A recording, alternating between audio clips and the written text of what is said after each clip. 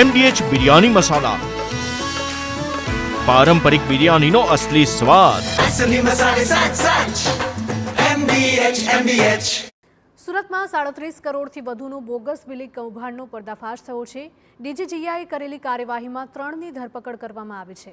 અમદાવાદ, બેંગલુરુ અને દિલ્હી સુધી જોડાયેલા તાર કે જે અમદાવાદની મેસર્સ આરટી એન્ટરપ્રાઇઝના પ્રોપરાઇટરની ધરપકડ કરવામાં આવી છે। સુરતની મેમર્સ કોમ્પ્યુટ્રોનિક્સ ઇન્ફોટેક પ્રાઇવેટ લિમિટેડના ડાયરેક્ટરની ધરપકડ થઈ છે। આરોપીઓએ પરિવારજનો અને કર્મચારીઓના નામે બોગસ પેઢીઓ બનાવી હતી। બેંક લોન લેવા માટે કર્યો હતો આ સમગ્ર ખેલ। જીએસટી વિભાગ દ્વારા વધુ તપાસ હાથ ધરાઈ છે।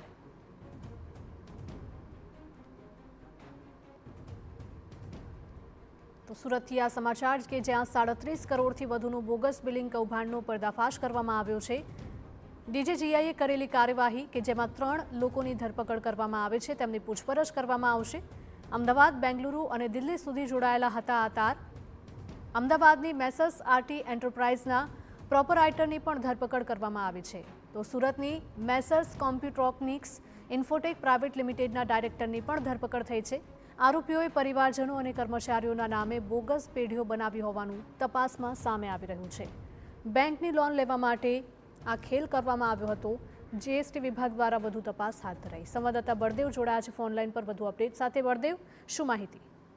જે રીતે સુરતની અંદર એક પછી એક મોટા જે કૌભાંડો જે સામે આવી રહ્યા છે, જે કર ચોરીના જે મામલા સામે આવી રહ્યા છે, કારણ કે જે રીતે છેલ્લા 4 દિવસથી સુરતની અંદર આઈટી વિભાગની અલગ અલગ જે ટીમો છે તે કાર્યવાહી કરી રહી છે, તે વચ્ચે સુરત જે જીએસટી વિભાગ દ્વારા પણ 37 કરોડથી વધુનું બોગસ બિલિંગ કૌભાંડ છે જે ઝડપી પાડ્યું છે, જેની અંદર 3 લોકોની જે છે તે ધરપકડ કરવામાં આવી છે।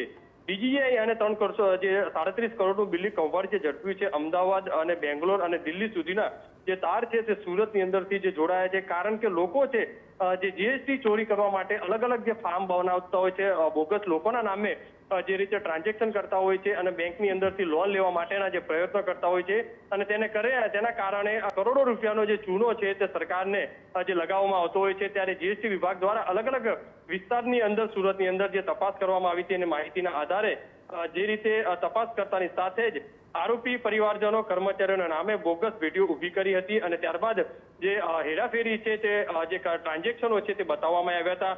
16.74 કરોડની ખોટી એન્ટ્રીઓ છે તે જે બતાવવામાં આવી છે અને તેને લઈને હાલમાં અલગ અલગ કંપનીઓ મારફત જે કૌભાંડ જે કર્યું છે તેના વિરુદ્ધ જે રીતે કાર્યવાહી કરી છે અને અત્યાર સુધી 3 લોકોની જે ધરપકડ કરવામાં આવી છે। સ્ટોક વેરિફિકેશનની જે વાત કરવામાં આવે તો 2.70 કરોડની જે ઘટ છે તે મળી આવી હતી। એટલે અમદાવાદની મેસર્સ આરટી એન્ટરપ્રાઇઝ પ્રોપરાઇટરના બાબુલાલ રાધેશ્યામ શર્માની પણ ધરપકડ કરી છે અને જે વધુ તપાસ છે તે જીએસટી વિભાગ દ્વારા કરવામાં આવી રહી છે। શ્રી બળદેવ, માહિતી બદલ આપનો આભાર।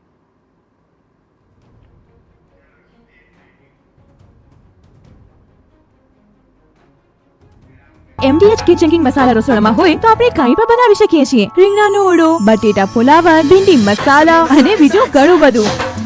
MDH